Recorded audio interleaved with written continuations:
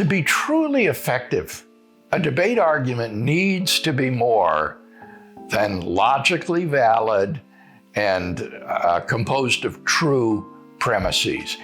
There also needs to be some sort of emotional hook, some sort of appeal of this argument to people that will draw them in. And I think that's why, for example, the ontological argument, which is very cerebral, is not nearly as effective as the moral argument for God's existence. You can ignore the ontological argument, get along just fine in life.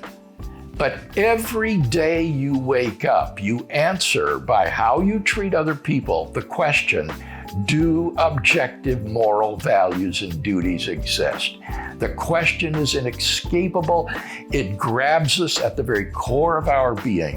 And if you do think that at least some things are truly good or evil, right or wrong, then the question arises as to the foundation of these objective moral values and duties. Where do they come from? Who or what lays these duties upon us?